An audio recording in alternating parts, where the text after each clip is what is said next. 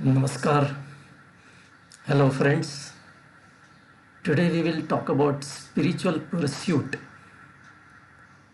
The objective of spiritual pursuit is to attain a blissful state. One who attains the state of Brahman, that is self realized, is quite the opposite of ordinary people. Ordinary people are fully focused on the physical world and their body in it. However, a self realized person who has attained Brahman is oblivious to it all. Instead, he is totally engrossed in the spirit, while the ordinary people are completely unaware of it. The main characteristic of a self realized person is that he is desireless, and hence there is no karma for him, because it is the desire that generates karma. He is in a blissful state where there is happiness that is internal and eternal, unlike the worldly and sense organ based happiness, which is temporary and short lived. By following regular spiritual practice, a seeker attains a desireless state and hence is not required to engage in any actions for his own sake. Thus, though he may still remain engaged in actions in the external world, his actions are not in the nature of binding karma. That makes the mind remain steady without agitations and excitements that result from desires remaining unfulfilled or getting fulfilled. Such a steady mental state is blissful and is independent of the state of his body or the other happenings in the external world. That should be the goal of a seeker. Scriptures, right and wrong thinking. Before I start, I will put up a disclaimer. In my views that follow, I do not mean any disrespect to scriptures, including Vedas. My idea is to present the right perspective as it emerges from Geeta as per my reading.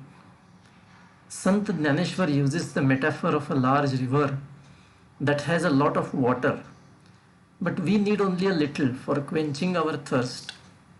So, wisdom lies in picking up only that which serves our objective. In this case, the spiritual goal of liberation. There is a lot of worldly knowledge in Vedas centered around the three gunas, namely sattva, rajas, and tamas. The fundamental constituents that living beings are made up of. Vedas lay a great emphasis on yagas, that is fire rituals, and such rituals that are intended to please lesser gods who are responsible for the sustenance of this creation. Vedas and such other general scriptures are largely focused on our conduct in the world so as to attain worldly objectives.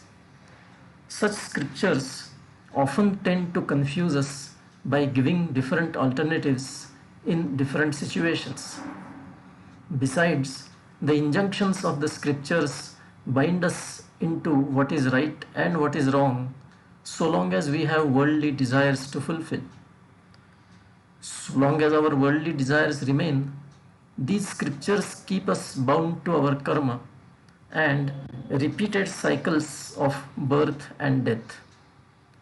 If one is engrossed completely in worldly thinking and is having his sight fixed on getting some worldly desire fulfilled, he will see many different ways of achieving his objective and end up getting confused.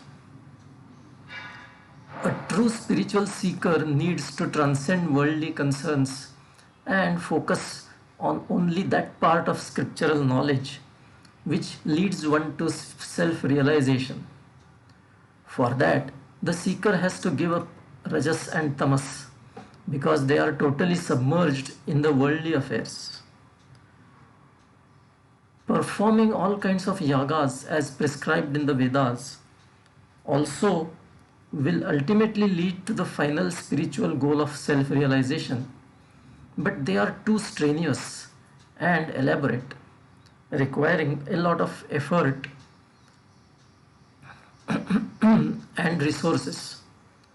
On the contrary, the same goal can be achieved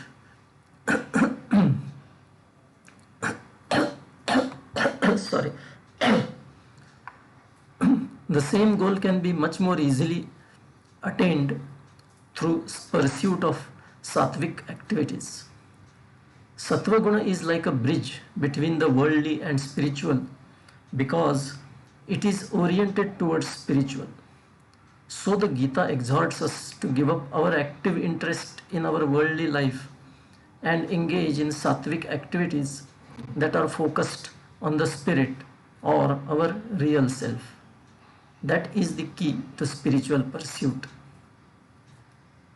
A seeker's intellect should transcend, that is, go beyond the illusion of the physical creation. So long as we are attached to the physical world and our life in it, we cannot get self-realization. Detaching ourselves from the worldly life is nothing but vairagya, that is dispassion.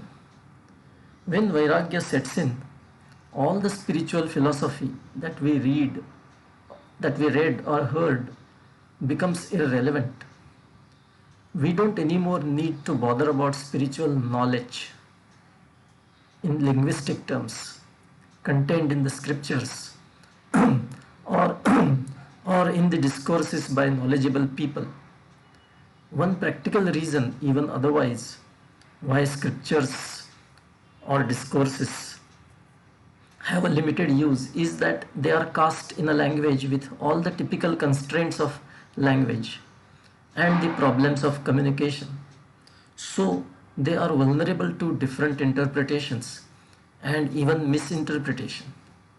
Of course, those who are lucky to have access to a self-realized guru can discuss and get their doubts clarified.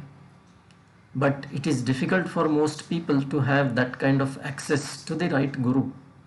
So, in effect, the path to self-realization is paved with durable vairagya. Then the divine itself will give the seeker the real self-knowledge, either through a self-realized living guru or directly. I will stop here today. We'll continue the next time. Until then, bye. Take care.